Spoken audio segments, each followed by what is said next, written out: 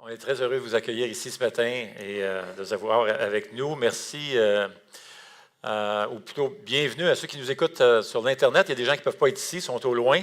Alors, on veut vous souhaiter la bienvenue aussi. On a eu une grosse fin de semaine. Vous savez qu'hier matin, c'était le déjeuner des dames. On me dit qu'il y avait au-dessus de 100 personnes hier matin. Alors, vraiment bien. Beau témoignage. Merci. J'ai entendu des belles choses. Et hier après-midi, c'était la retraite annuelle des anciens. Et dans le fond, c'est pas comprendre notre retraite. Dans le fond, c'est comme une retraite. C'est-à-dire qu'on se réunit une fois par année comme ça pour regarder l'avenir puis voir les nouveaux ministères, les besoins pour l'Assemblée. Et hier après-midi, on a passé tout l'après-midi sur un ministère qu'on veut commencer cet automne, les groupes Connexion. Donc, on vous en parle. Et on veut que vous puissiez prier pour ça, un beau ministère. Donc, priez pour ce ministère qui va commencer à l'automne. On va revenir de toute façon vous en parler. On encourage les groupes maison, si vous pouvez commencer à prier pour ce ministère-là qui va commencer en automne. Les groupes Connexion, on pense que vraiment, ça va rejoindre un grand besoin de l'Assemblée de connecter les uns les autres. Et il y a toute la question des uns des autres là, qui va certainement se manifester à travers ces groupes Connexion. Donc, priez là-dessus. Et hier soir, il y avait Momentum. Vraiment avec Georges et Amélie, beau témoignage et je n'ai pas pu venir, j'avais d'autres engagements, mais je vais écouter sur l'Internet, on me dit que ça a été enregistré, donc quand je vais faire mon jogging cette semaine, là, je vais mettre le témoignage de Georges et Amélie qui parlaient de couple et de fréquentation et tout ça. Moi, j'ai comme fini de fréquenter, mais je suis marié maintenant et je fréquente quand même ma femme maintenant encore. Hein? Est-ce que ça se dit, ça? Hein? Ouais, ça doit. Hein? Enfin, je fréquente. Oui.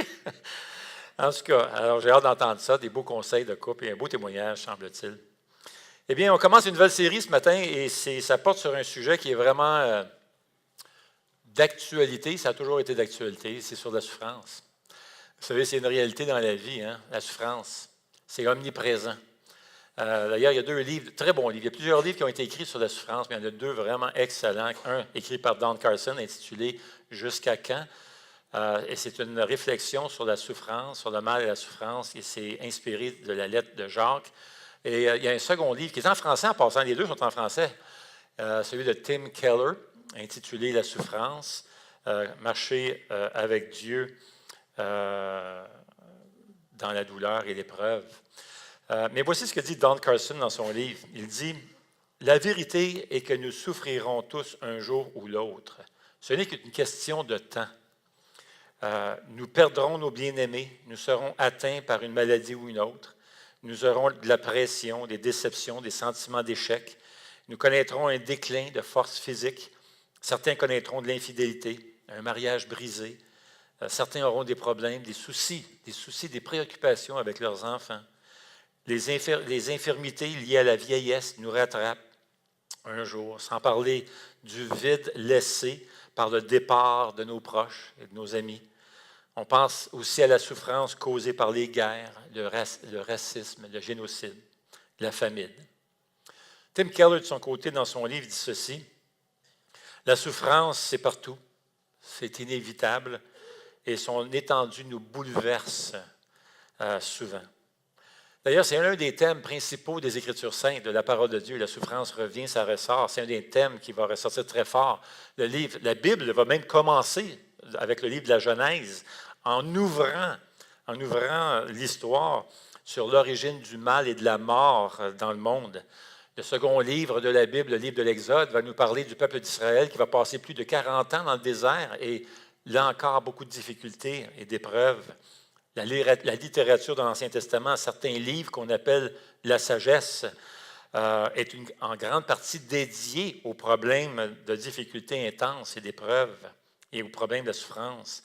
Les psaumes offrent une prière pour toutes les situations de la vie et ils sont remplis de cris de douleur et de questions franches à Dieu quant à l'injustice et à la souffrance. Les livres de Job, par exemple, et l'Ecclésiaste sont presque entièrement consacrés à une réflexion profonde sur l'injustice et la souffrance. Et que dire des prophètes comme Jérémie et Habakkuk qui se plaignent de l'histoire qui est régie par le mal. Et on tombe dans le Nouveau Testament et on retrouve la même chose. Les épîtres du Nouveau Testament, comme le livre aux Hébreux et 1 Pierre, sont presque entièrement consacrés à aider ceux qui vivent dans la détresse, voire même la persécution. Et d'ailleurs, la figure centrale de l'ensemble de toutes les Écritures, Jésus-Christ, est appelé par l'un des prophètes l'homme de douleur. Alors, la Bible parle autant de la souffrance que tout autre sujet. Heureusement, la Bible, la parole de Dieu, ne nous laisse pas comme ça à souffrir tout seul. La Bible nous offre le réconfort. Et ce que l'on découvre dans les pages de la parole de Dieu, c'est comment nous avons un Dieu de réconfort, un Dieu de compassion. Et il veut nous apporter un grand réconfort dans ces moments de douleur et de souffrance. Il va même se servir de la souffrance. Dieu ne gaspille pas la souffrance. Il va même se servir de la souffrance pour nous faire grandir, nous peaufiner, nous polir, nous affiner et nous rendre meilleurs. Si on aborde la souffrance et on la supporte avec foi, ce que l'on découvre dans les Écritures saintes, la souffrance va même nous rendre meilleurs, plus forts, et va nous emmener à une vie plus intense. C'est ce qu'on voit dans la vie de Job. Job, on voit Job au début, et là, il tombe dans des épreuves épouvantables. Quelle détresse! Et il se colle à Dieu tout au long de son livre. Et qu'est-ce qu'on découvre à la fin de sa souffrance? Lorsque finalement il sort de ses épreuves. Et on voit quoi? On voit Job grandir dans sa relation avec Dieu. Il dit, « Je pensais te connaître, mais maintenant je te connais. » Et c'est ce que Dieu veut faire à travers la souffrance. Et si on aborde la souffrance et les épreuves et ces moments de douleur avec foi, nous allons apprendre à travers cette lettre que nous allons étudier ensemble. On va voir comment Dieu veut faire cette œuvre dans nos cœurs. La fournaise de la souffrance, c'est l'un des moyens que Dieu utilise pour nous faire passer d'une connaissance qui est parfois abstraite de Dieu à une connaissance plus intime, plus riche et plus profonde avec lui, plus réelle. Alors, si je veux que la souffrance me transforme pour le mieux, me peaufine, me rende meilleur, comment je dois réagir? Quelle devrait être ma réponse devant la souffrance? Eh bien, c'est là que la lettre de Pierre nous vient en aide. Au cours des prochaines semaines, nous allons traverser cette petite lettre de la lettre de Pierre et nous allons apprendre comment braver la tempête. Nous allons apprendre comment braver la tempête. Le dictionnaire nous dit que le mot « braver » signifie « affronter en faisant preuve de bravoure ». Et c'est ce que Pierre nous enseigne. Pierre va nous montrer comment affronter les difficultés et la douleur et les souffrances en faisant preuve de bravoure et en ne se laissant pas décourager. Pierre écrit à des chrétiens qui souffrent, et ils souffrent terriblement, parce que, voyez-vous, même si ce n'était pas tout à fait organisé, la persécution était là pour des premiers chrétiens. Plus tard, ça deviendra vraiment organisé et même politique, et ce sera même l'Empire romain qui illégalisera même ce mouvement des chrétiens. Mais à ce moment-ci, à ce point-ci, les gens souffrent, et c'est local, c'est dans les villages et tout ça. Et les chrétiens souffraient parce qu'on te mettait dehors, on te rejetait. Certains membres même de certaines familles étaient même exécutés en raison de leur foi. Et les gens te mettaient dehors, te congédiaient, tu ne pouvais même pas trouver d'emploi parce qu'on te rejetait en raison de ta nouvelle foi en Jésus. C'était très difficile d'être chrétien à ce moment-là. Et c'est ces personnes, ces chrétiens qui souffrent terriblement et qui voient certains membres de leur famille même être exécutés. Et c'est ces gens-là à qui Pierre va s'adresser. Vous savez, la persécution des chrétiens, c'est une réalité encore aujourd'hui, plus forte que jamais, nous dit-on. Les experts de l'histoire de l'Église nous racontent qu'il n'y a jamais eu autant de persécutions à l'endroit des chrétiens. Imaginez, aujourd'hui en 2017. D'ailleurs, c'est le cas, par exemple, d'un dénommé Bacchus. Porte ouverte nous racontait le témoignage récemment de ce jeune homme qui s'est converti il y a à peine une couple d'années, en 2015. Bacchus, qui était un musulman, il s'est converti de l'islam et il a placé sa foi en Jésus-Christ. très tôt, très vite, il s'est fait baptiser et tout de suite, il est devenu un leader dans une église qui est clandestine, souterraine, où il y avait 15 personnes qui s'est converties de l'islam pour devenir des chrétiens. Alors, juste un petit groupe, il prenait soin de ce petit groupe-là. Et un jour, il est à l'extérieur et il est en train de raconter l'histoire de Jésus à l'un de ses voisins. Eh bien, il y a un villageois pas loin qui l'entend et l'a dénoncé aux autorités du village. Si bien que les autorités sont venues, l'ont arraché de sa maison de force, l'ont pris avec les 15 autres personnes, autres chrétiens, et les ont emmenés sur une terre, sur un terrain, et ils ont menacé de mort, d'exécution, s'ils ne revenaient pas à l'islam. Et ce que ce jeune homme-là, Bacchus, a fait, il a refusé. Il a dit, moi, je ne renierai pas mon Sauveur Jésus. Il s'est tenu droite, il a affronté ces gens-là et il est resté fidèle au Seigneur Jésus. Alors, qu'est-ce qui est arrivé? Et finalement, dans cette situation, parce que dans d'autres cas, certains sont exécutés pour leur foi dans le Seigneur, mais dans son cas, ils ont décidé de ne pas l'exécuter. Mais ce qu'ils ont fait, par exemple, ils l'ont congédié, il ne pouvait pas se trouver d'ouvrage, et ils l'ont empêché de voir sa femme et ses enfants, sinon que très rarement. Si bien qu'aujourd'hui, comment il fait pour vivre? Eh bien, il doit faire les poubelles pour se nourrir. Une situation tragique et très difficile, mais il demeure fidèle au Seigneur Jésus, vous voyez. Eh bien, ces personnes à qui Pierre va s'adresser, va leur envoyer cette lettre, ce sont des Bacchus, ce sont des gens qui se sont convertis au Seigneur et à cause de ça, ils sont rejetés par la société. Ils sont démunis, on arrache leurs biens, ils perdent leurs biens, perdent dans certains cas tout ce qu'ils ont. Ils sont vraiment découragés, ils ne savent pas s'ils vont mourir ou vivre. Pierre va donc leur envoyer cette lettre. Et c'est ce que vivaient ces gens-là. Pierre va s'adresser à ces chrétiens qui sont en danger. Maintenant, voici ce qui arrive avec la souffrance. Et on le vit tous. Parce que même si nous, on ne vit peut-être pas la persécution ici, on vit la souffrance. Et c'est pour ça que cette lettre est si importante et pertinente pour chacun d'entre nous. D'une manière ou d'une autre, comme on l'a mentionné plus tôt, on va connaître la souffrance un jour ou l'autre dans notre situation. Absolument. Alors, voici ce qui arrive avec la souffrance.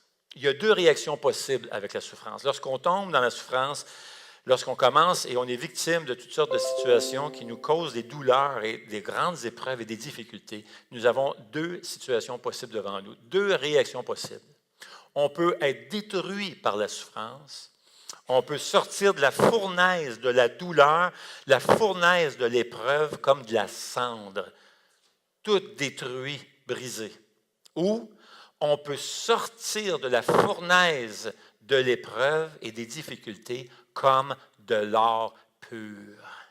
Éprouver, manier, affiner et devenir encore meilleur de ce qu'on était avant d'amorcer cette période d'épreuve. Pierre a été écrit pour nous aider, nous accompagner et à travers sa lettre, afin que nous puissions passer à travers l'épreuve, la fournaise de l'épreuve et sortir comme de l'or pur. Et c'est ce que Dieu veut accomplir avec chacun d'entre nous. Il veut se servir de la souffrance pour nous rendre meilleurs encore, pour approfondir sa relation avec nous, pour qu'elle soit plus réelle et plus profonde. Alors nous avons le choix. La cendre ou de l'or. Visons l'or, les amis, rien de moins que ça. C'est le message que Pierre nous envoie, et avec raison, comme on va le voir. Quand on souffre, on se demande vraiment s'il y a de l'espoir, parce qu'on a tendance à perdre l'espoir lorsqu'on passe à travers des moments difficiles. Je le sais parce que c'est ce que les gens me disent, c'est ce que j'entends lorsque je rencontre certaines personnes au cours de la semaine, des gens qui passent par des moments difficiles, soit avec des enfants, soit avec des parents, soit le décès, le deuil, soit avec le mariage, des couples. Et c'est ce que je remarque, soit avec les célibataires, ce que j'entends, c'est quand on passe par des temps difficiles, on se sent seul, on ne se sent pas compris, on se sent comme si on est tout seul, et on sent qu'on n'a pas d'espoir. Et c'est ce que j'entends. Et Dieu le sait. Et c'est la raison pour laquelle il va inspirer Pierre afin de nous écrire et de nous rassurer, de nous rappeler certaines vérités pour ranimer l'espoir et qu'on garde l'espoir à travers ces moments-là. Je comprends très bien que certains parmi nous, en ce moment, vous n'êtes pas là. Ce n'est pas votre saison de vie. Ça va bien chez vous. C'est super. Gloire à Dieu. Mais il faut être conscient, il faut être très, très conscient qu'un jour ou l'autre, nous allons passer à travers ces moments-là. Et il faut se préparer pour ça. Il faut imprimer, il faut adhérer à certaines façons de penser, à de bonnes habitudes de réflexion pour que nous soyons prêts à faire face à ces moments-là. On veut apprendre aussi comment être un encouragement pour ceux qui nous entourent aussi, pour ceux qui sont là. C'est leur saison de vie en ce moment, des temps d'épreuve et difficiles. Et Pierre écrit justement à ces gens qui souffrent pour les encourager et leur rappeler qu'il y a de l'espoir. On peut tenir bon, on peut s'accrocher au Seigneur et passer à travers et on va sortir comme de l'or pur. C'est ça qu'on veut, c'est ce que Dieu veut faire. Alors, à travers sa lettre, à travers la lettre de Pierre, on va apprendre à reprendre courage. Le Seigneur vient rassurer ces chers chrétiens et nous qui souffrent et tous ces chrétiens dispersés un peu partout qui passent par la fournaise de l'épreuve. Alors, pour nous aider à garder l'espoir dans ces moments-là, Pierre nous rappelle 3 œuvres de la Trinité dans notre vie. Alors, c'est ce que j'aimerais faire ce matin. On va commencer, c'est une introduction, on commence cette nouvelle série. Alors, on va commencer en lisant les 2 premiers versets de la lettre de Pierre. Mais juste avant de lire ce verset, on va juste demander au Seigneur de bénir notre temps ensemble, si vous voulez bien.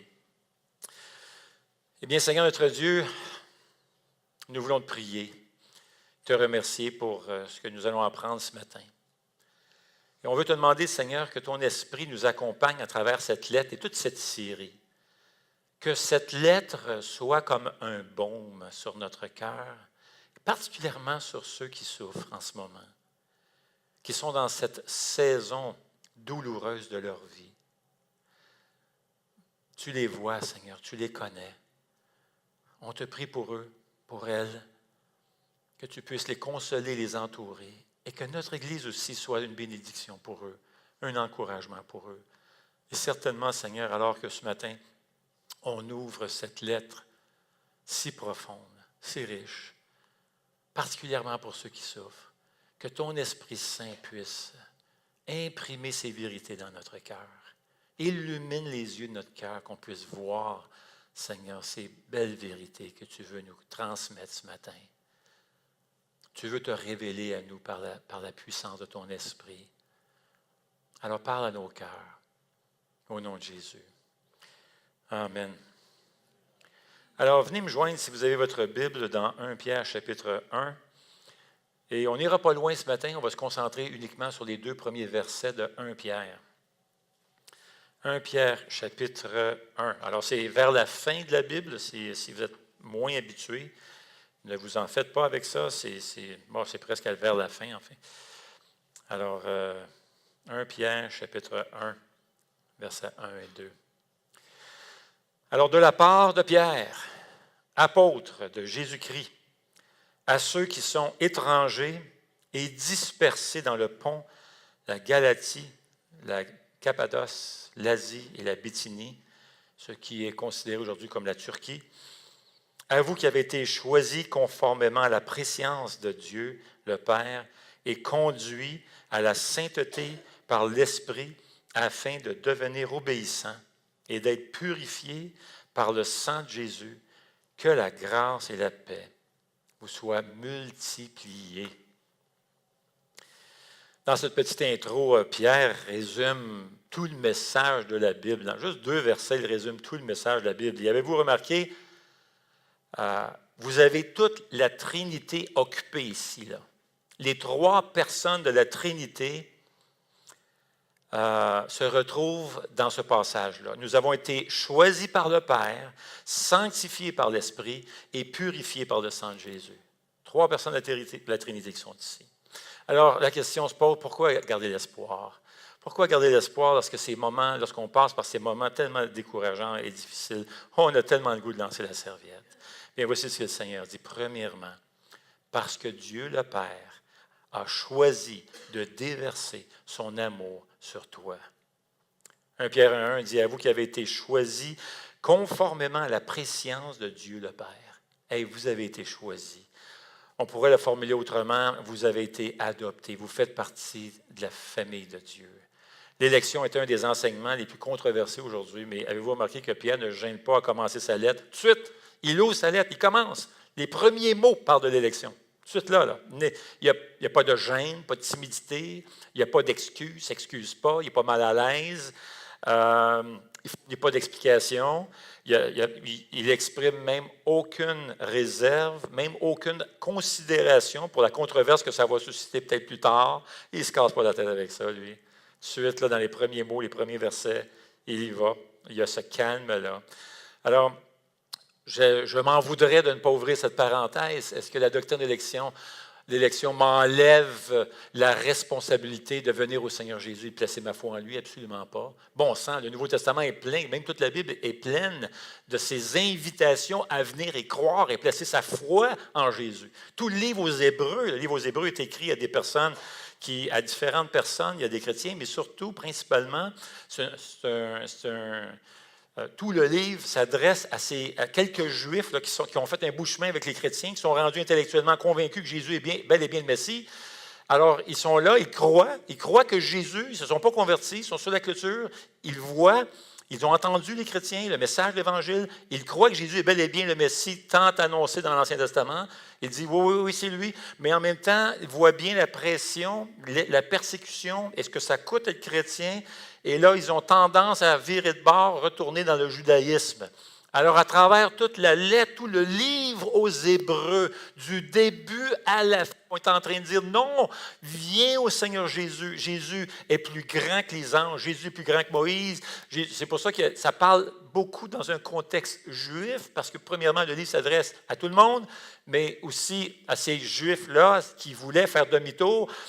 Et ça parle de la supériorité de Jésus, supérieur au sabbat, supérieur au temple, supérieur aux anges, supérieur à Moïse, supérieur à Abraham, supérieur en termes de sacrifice. C'est le sacrifice parfait qui a été offert une fois pour toutes. Il est supérieur comme souverain sacrificateur. Il est le grand prêtre. Donc, et ici et là, dans le livre aux Hébreux, c'est lancé d'invitation. N'endurcissez pas vos cœurs au jour du salut, mais venez à Jésus. Embarquez, venez au Christ. Il est le Sauveur. Venez à lui. Venez dans ce repos de vos âmes en Jésus. Reposez-vous de vos œuvres. Jésus est supérieur au sabbat. Venez à lui. Et constamment, tu as ces invitations-là, à travers tout le Nouveau Testament, de placer sa foi dans le Seigneur Jésus. Donc, non, absolument pas. Ça ne change rien à la responsabilité. Constamment, Jésus va dire, vous ne croyez pas. Et il incombe à chacun d'entre nous de dire oui au Seigneur, de prendre position. Et on a ces invitations dans le Nouveau Testament. Et ça, c'est une parenthèse importante à faire. Est-ce que c'est un mystère? Absolument. Comment concilier les deux? Je n'ai aucune espèce d'idée. Je ne sais pas. Mais Dieu est Dieu et ça me dépasse. Et il y a un mystère là. Alors, je fais comme les premiers chrétiens faisaient. Qu'est-ce qu'ils faisaient devant la doctrine d'élection? Ils faisaient quoi? Ils célébraient ça. Vraiment intéressant. On ne voit aucun débat ou de chicane d'église locale à l'époque du Nouveau Testament sur la question de l'élection. Et croyez-moi, mes chers amis, il y avait des chicanes dans ce temps-là aussi. Là. Pas juste dans nos églises. Il y avait des chicanes. On vient de finir une série dans Corinthiens. Mon ami, j'aurais pas aimé être le pasteur de cette église-là. Laissez-moi vous le dire. Il y avait tellement de problèmes dans cette église-là. Puis, tu sais, la chicane, il y avait toutes sortes de problèmes, mon ami. Et dans d'autres églises, Paul écrit dans certaines lettres, mon ami, c'était toutes des églises locales, l'église d'Éphésiens, l'église de Philippiens, tu avais l'église de Corinthiens, Thessaloniciens, tout ça, c'était des églises locales. Un tas de problèmes, un tas de divisions, mais on ne voit jamais de chicane sur la question de l'élection. Lorsque les premiers chrétiens tombaient devant l'élection, qu'est-ce qu'ils faisaient? Les genoux pliaient en louange et en adoration devant Dieu. Parce qu'on sait bien tous et chacun qu'on ne mérite pas cet amour-là de Dieu, mais il a choisi de déverser son amour sur toi. Si tu es un enfant de Dieu, si tu as dit oui au Seigneur Jésus, imagine-toi, Dieu a décidé, avant la fondation du monde même, de déverser son amour sur toi. C'est incompréhensible. Ça nous dépasse. Et il y a un mystère là-dedans, j'accepte ça. C'est correct. Dieu est Dieu. Ça me dépasse. Et ce que Pierre est en train de faire, ce que Pierre est en train de dire à ces gens-là qui sont rejetés par la société, ils sont exclus de l'ouvrage parce qu'ils sont chrétiens, ils sont méprisés, sont persécutés, certains vont mourir en raison de leur foi, ils ont tout perdu leur rang social, ils n'ont plus de place dans la société, on les tasse, on les rejette. Ce que Pierre est en train de dire, bien laisse-moi te dire une affaire, mon ami. Tu as été choisi. Tu fais partie de la famille de Dieu. Pas n'importe quelle famille. Tu es un enfant de Dieu. Parce qu'il faut comprendre la culture romaine. Voyez-vous, dans la culture romaine, tout statut social au sein de la société était déterminé par ta famille, la famille à laquelle tu appartenais. Et c'était très difficile de changer ton rang social, changer ton statut social. Très difficile, presque impossible. Ton rang social relevait entièrement de ta famille. En plus, la société décidait pour quelconque raison, et dans ce cas-ci, avec les chrétiens, c'est ce qui se passe, à cause de leur foi en Jésus-Christ, ils sont comme tassés, rejetés, exclus des groupes, exclus des contrats. Tu perdais tous tes contrats d'affaires, tu ne pouvais même pas avoir de revenus. On te vidait même ta maison, on prenait tes biens dans certains cas. Alors, lorsqu'une société décidait de t'exclure comme ça, tu perdais les privilèges de la communauté. Tu perdais les contrats, tu perdais tout. Maintenant, Pierre arrive et il est en train de te dire, laisse-moi te rappeler à quelle famille t'appartiens. D'accord? Laisse-moi te rappeler que tu es dans la famille, tu es membre de la famille la plus haute qu'il n'y a pas. C'est la famille de Dieu. Dieu t'a choisi. Ça ne va pas plus haut, tu vas où après? Tu vas où? Tu es un enfant de Dieu. Tu fais partie de cette famille-là. Tu ne peux pas aller plus loin. Et Pierre est en train de te dire, ne perds pas courage. Perds pas courage à travers ces moments douloureux que tu as. N'oublie pas, Dieu t'aime, il t'a choisi, il te chérit comme son enfant. Et ce qu'on ne ferait pas pour nos enfants. Vrai? Mon ami. Et Dieu, qui est parfait, qui aime encore plus, est en train de te dire, je sais que tu as l'impression que je t'ai abandonné là, mais je veux te rappeler, bon sang, je t'ai choisi, je t'ai adopté. Je t'aime. Tu es à moi. Il y a des beaux passages dans le Nouveau Testament comme Jean 6 qui dit ceci dans Jean 6, 37, qui nous rappelle ces vérités-là. Jean 6, 37 qui dit « Tous ceux que le Père me donne viendront à moi et je ne mettrai pas dehors celui qui vient à moi. » Or, la volonté du Père qui m'a envoyé, c'est que je ne perde aucun de tous ceux qu'il m'a donnés. Dieu te regarde et te dit, là, je ne te perdrai pas, là. Inquiète-toi pas, je ne te perdrai pas. Tu es là, je sais que ça a l'air, tu te sens seul, tu te sens que je ne me soucie pas de toi. Mais ça, c'est du mensonge, là. Laisse-toi pas impressionner par ça, là. Tu es là, tu es dans ma main, là. Je te tiens, je te garde. Alors, la volonté du Père qui m'a envoyé, c'est que je ne perde aucun de tous ceux qu'il m'a donnés, mais je les ressusciterai au dernier jour. Même chose dans Jérémie. Jérémie chapitre 1, qui dit ceci, « Avant de te former dans le ventre de ta mère, je te connaissais. » Le mot hébreu ici, « connaître », c'est un mot qui n'est pas juste intellectuel, c'est le même mot qu'on retrouve avec Adam dans Genèse 4. Adam a connu Ève. Et on parle de cette relation amoureuse, cette intimité amoureuse que ce couple a eue. Et c'est ce que Dieu est en train de dire, c'est qu'avant même que tu naisses, j'avais décidé de déverser mon amour sur toi. J'avais décidé d'avoir cette relation amoureuse avec toi. Lorsque Pierre parle donc de la préscience de Dieu, il est en train de dire à ces personnes qui étaient sur le point de mourir ou sur le point de tout perdre, que leur destin est ultimement entre les mains d'un Dieu qui les aime. Quel encouragement de savoir, bien-aimés, que notre vie entière est déterminée par cet amour-là. Ta vie entière est façonnée par cet amour de Dieu. Je crois que c'est la raison pour laquelle on ne voit pas ces débats dans les églises du Nouveau Testament. Au contraire, on célébrait l'élection. On célébrait, on louait, ça inspirait la louange et l'adoration. Elle nous porte à l'adoration. Donc, gardons l'espoir.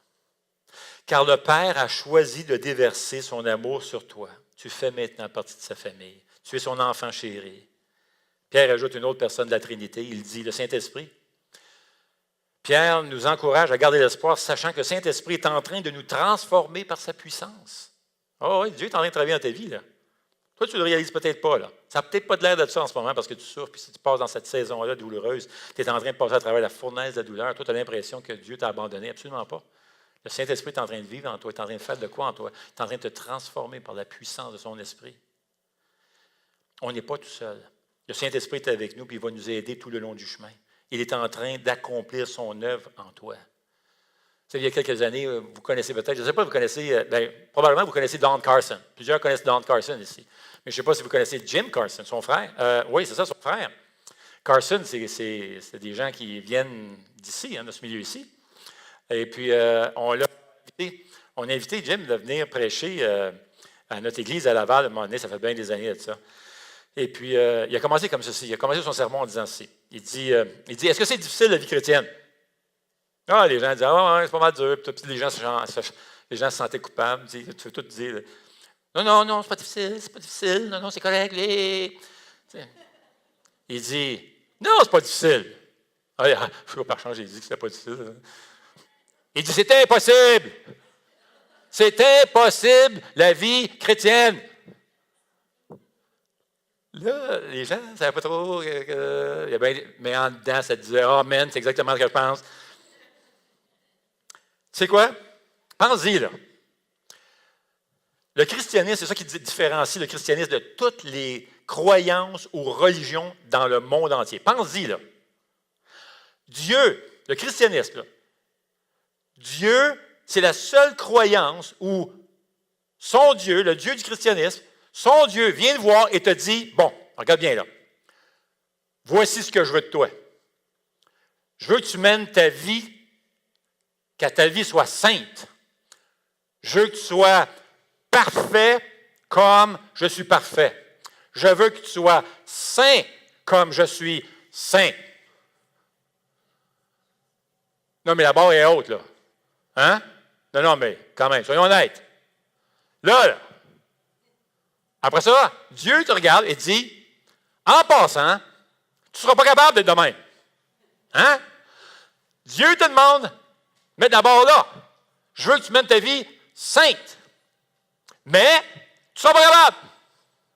Mais tu sais quoi? Je vais mettre mon Esprit Saint en toi pour tranquillement t'emmener là. Oh, wow! Mes chers amis, aucune croyance, aucune religion dans le monde entier a un Dieu comme ça. Amen? Est-ce que vous n'êtes pas content de faire partie du christianisme, de dire avoir dit oui à Jésus? Parce que Jésus fait son œuvre en ce moment en toi. Galates 2,20 dit, c'est plus moi qui vis, dit Paul. C'est plus moi qui vis. C'est quoi? Christ qui vit en moi. Il vit en moi. Pourquoi? Je ne suis pas capable de vivre la vie du christianisme. Ben, c'est trop. Il y a des gens qui essaient par leur propre force, de leur propre manière. Ils essaient d'aller là par leur propre force. Tu ne réussiras pas. Tu vas te décourager. Tu es perdu d'avance. Ça va être un échec. Mais le Seigneur, il dit, sais-tu quoi? Moi, je vais mettre mon Esprit Saint en toi. Il va vivre en toi, puis il va faire une œuvre miraculeuse en toi. Puis il va te transformer, puis tu vas devenir de meilleur en meilleur. Encourageant pour les couples, ça. Encourageant pour les célibataires. Tu vas devenir de plus en plus mariable. Non, mais si tu marches dans le Seigneur, pas vrai? Dieu est en train de te faire de mieux en mieux. Hey! Je vais dire ça à ma femme ce soir. Chérie, je Je vais être meilleur demain. Hey, le Seigneur est en train de faire une œuvre dans notre vie. C'est fantastique. C'est lui qui fait cette œuvre-là. Et Pierre nous dit, c'est l'Esprit de Dieu. Une fois que Dieu t'a choisi, t'a aimé, a décidé de t'aimer, puis tu dis oui à Jésus-Christ, le Saint-Esprit vient dans ta vie, puis commence à transformer ta vie. Il commence tranquillement à enlever l'ancienne version normale. Et commence à changer tes rêves, tes aspirations, tes affections et tout ça. Moi, j'ai été élevé, mon père me disait, j'ai été élevé, mon père, il disait, Normand, si tu veux être heureux plus tard, il faut que tu fasses de l'argent, il faut que tu fasses du cash, il faut que tu fasses beaucoup d'argent, Normand. Moi, c'est le même que j'ai été élevé. Alors moi, j'ai dit, oh, OK, père, ouais, fais de l'argent. Hey, fais de l'argent. Fait que, tu sais, moi, c'était ça ma vie. Devenir millionnaire. Vite, let's go. Alors, les affaires, il faut investir, il faut acheter, puis tout ça, il faut vendre, puis tout ça, la business. Puis, l'Évangile là-dedans, j'avais aucune affection pour l'Évangile. Absolument rien. Une fois, j'ai commencé à sortir, à fréquenter, j'ai peut-être déjà raconté ça, oui, je pense que j'ai déjà raconté ça, mais il y a des nouveaux qui s'ajoutent régulièrement, puis il y a des gens qui nous écoutent sur Internet. Et puis, moi, j'ai déjà commencé à fréquenter une fille qui était chrétienne. Moi, je n'avais jamais mis les pieds dans une église. J'avais aucune espèce d'idée c'était quoi cette affaire-là. Je ne connaissais pas ça. Je commence à fréquenter une chrétienne. Je ne sais pas, c'est quoi être chrétien? Elle commence à me parler de Jésus, puis ça. Ah, OK, ouais. OK. Hein. Elle dit, hey, j'aimerais ça que tu viennes dans mon église. Alors, elle m'invite à son église, je rentre dans son église. Puis elle commence à me faire chanter. Elle me donne un livre de chant dans ses mains. Je pense que dans mes mains, je pense que c'était les ailes sur la foi, je ne sais pas trop. Mais le premier, c'était pas les chants, c'était moi. Fait que là, mon ami, j'ai trouvé ça tellement plate, chanter.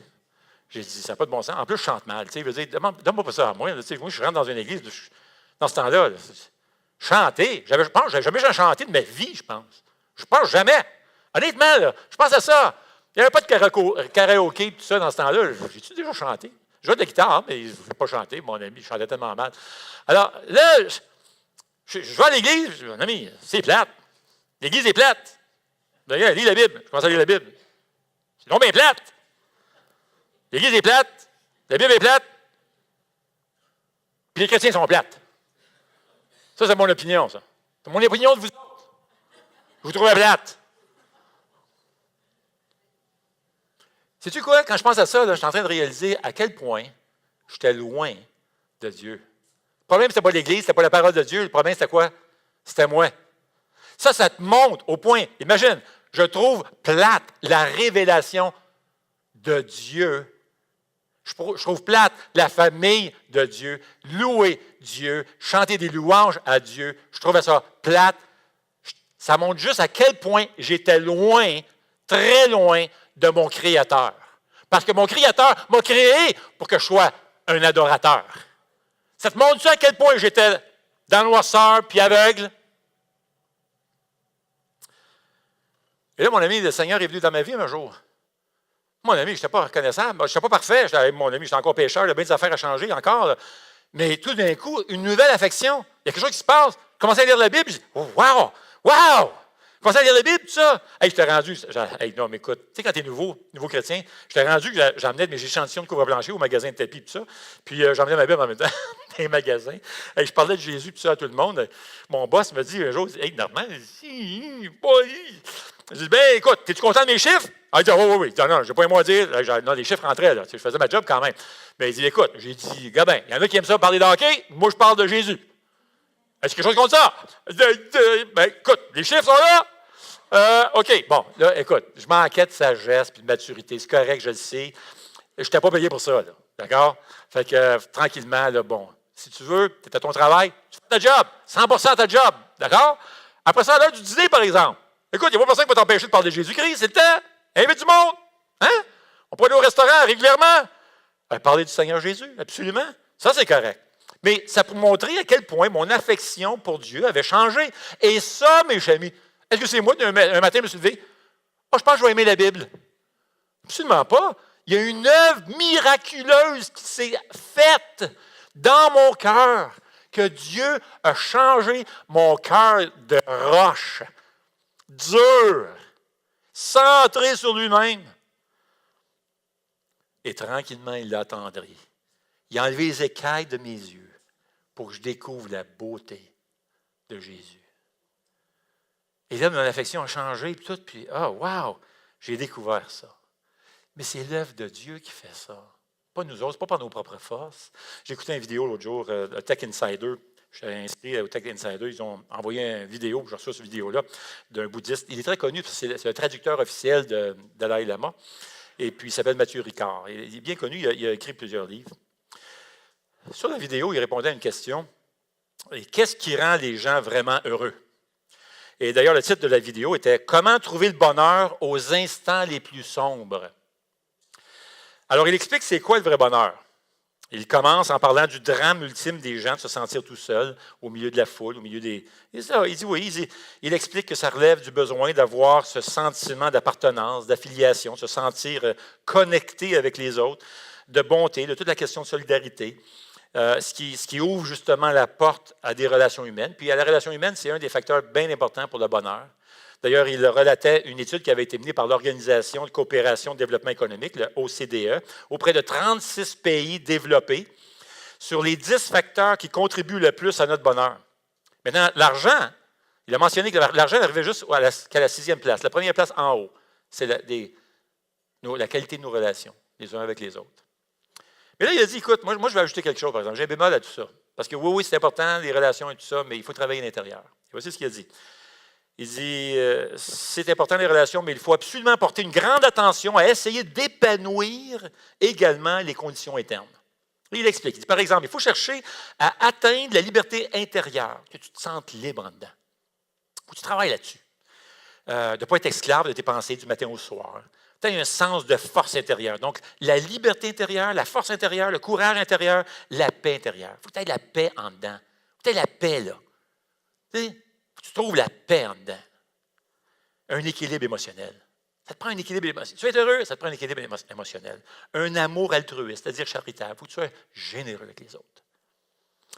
Sans ces choses, vous ne pourrez pas. Vous allez être misérable, même si tu es dans un petit paradis, tu vas être misérable quand même. En revanche, il continue, en revanche, vous pourriez garder votre sens de raison d'être et votre joie, votre sens de direction dans la vie lorsque vous faites face à l'adversité. Cela provient d'un bon cœur. Ça te prend un bon cœur. Il faut que tu aies un bon cœur. OK? Il faut que tu t'ouvres aux autres. Au lieu de passer la journée à ne penser qu'à nous, d'une manière individualiste. Sans ça, si tu fais ça, si tu es toujours concentré sur toi, tu vas être misérable, puis tu vas rendre les autres misérables si tu vis dans ta bulle d'égocentrisme. Ah ouais? Alors, ce sera difficile pour vous, puis ça va être difficile pour les autres. Donc, c'est perdant-perdant. Tu regardes ça, tu te dis, OK? Comment tu fais ça? Tu me montres, là. OK, voilà le secret du bonheur. OK? Livre! La vidéo finissait là. Maintenant, ce sont des bons principes. Mais oui, on veut tout ça. On veut la paix intérieure. On veut s'épanouir en dedans. On veut se sentir libre à l'intérieur. On ne veut pas être esclave de nos pensées du matin au soir. On veut être fort à l'intérieur. On veut du courage à l'intérieur, de la paix intérieure. Yes, sir! Hey, moi, je chigne en bas. J'en veux. Un équilibre émotionnel. Un amour charitable. Je veux être comme ça. Moi, je veux être charitable. Je veux être généreux. Mais tu sais quoi? Je ne suis pas de même. Pas en tout. Mon cœur, ça me dit me, myself, and I. Viens pas me déranger. Nuis-moi pas. Tasse-toi. Ça, c'est mon cœur. Comment tu changes ça? Qu'est-ce que c'est ça pour changer? Tu fais des efforts pour t'améliorer? Tu travailles fort, fort, fort? Hey, Jésus vient, puis sais-tu quoi? Il dit, laisse-moi faire ça pour toi. Laisse-moi accomplir mon œuvre dans ton cœur. Et constamment dans le Nouveau Testament, tu vas voir ces versets-là où ça nous rappelle, hey, c'est vrai, c'est Dieu qui fait cette œuvre-là. Ce n'est pas par mes efforts personnels, ce n'est pas juste par mes efforts. Non. Je suis perdu si c'est juste par mes efforts. Matthieu 11, 28, Jésus dit, venez à moi, vous tous qui êtes fatigués et chargés, puis je vais vous donner du repos dans ton cœur. Je vais te donner un repos pour ton âme. Tu cherches la paix, tu cherches le repos. Tu veux avoir cette tranquillité au fond de ton cœur malgré l'adversité. Viens à moi. Je suis la solution. Colle-toi à moi. Je vais te donner cette paix-là qui est indescriptible, qui surpasse l'intelligence, qui surpasse les circonstances, et je vais remplir ton cœur de cette paix-là. On voit ailleurs aussi, Galates 5, 22, le fruit de l'esprit. Le fruit de l'esprit, c'est l'amour, c'est la joie, Imagine-toi ça, c'est l'œuvre du Saint-Esprit dans ton cœur, qui vit maintenant dans ton cœur, qui est en train de bourrer ton cœur de son amour. Il veut te remplir d'amour, de joie et de paix, de patience. Il veut te remplir de bonté, de bienveillance, de foi et de douceur. Il veut te donner la maîtrise de soi. C'est l'œuvre de Dieu. Dieu veut accomplir ça dans ta vie. D'ailleurs, Paul va dire aux Thessaloniciens, vous avez reçu la parole au milieu de beaucoup d'afflictions. Et là, il va ajouter quelque chose de vraiment étrange. Voici les Thessaloniciens qui sont dans le trouble, comme jusque-là. Là. Et là, Paul va dire ceci.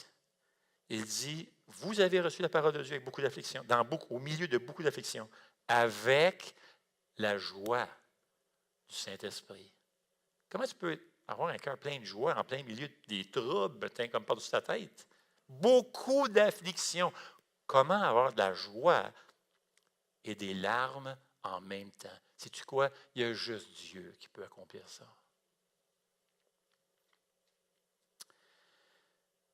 Et le Seigneur nous dit, tu sais quoi? Tu veux-tu me laisser travailler dans ta vie?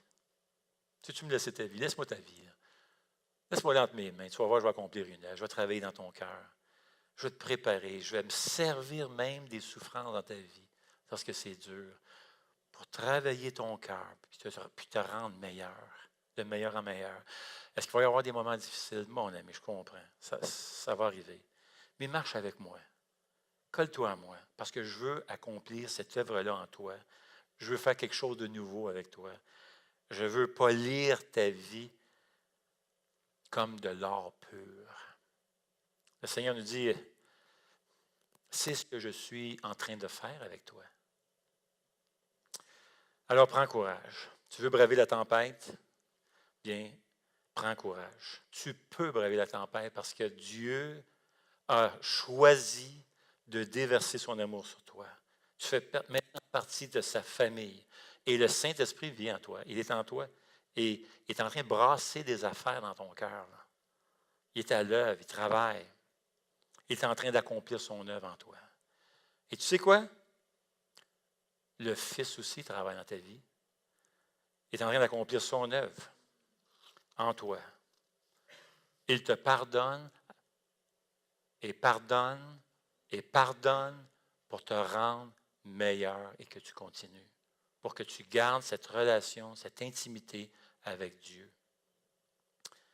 Alors Dieu le Fils nous pardonne, nous rend meilleur. C'est ce que dit le verset 2. Il dit, afin de devenir obéissant et d'être purifié par le sang de Jésus.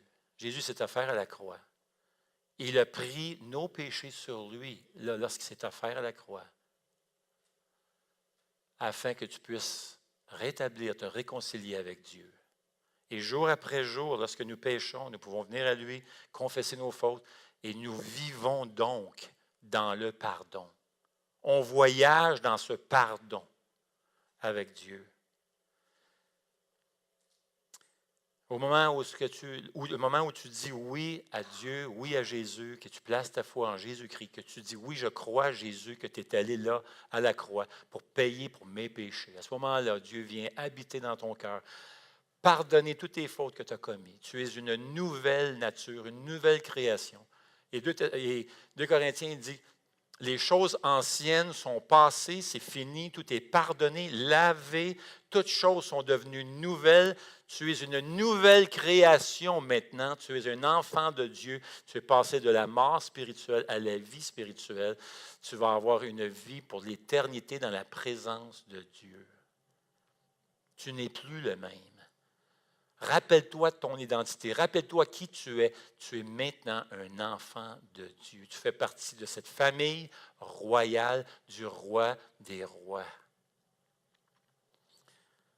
Et là, tu veux marcher avec Dieu. Cette nouvelle créature, maintenant, tu veux marcher avec Dieu. Un verset qui m'encourage beaucoup, c'est Philippiens 2,12, je l'ai déjà mentionné ici, mais qui dit ceci. Mettez en œuvre votre salut avec crainte et profond respect. Mettez en œuvre votre salut. Ailleurs, on va voir l'expression, ça va être traduit, travaillez à votre salut. Et c'était une expression qu'on se servait à l'époque pour aller travailler un champ.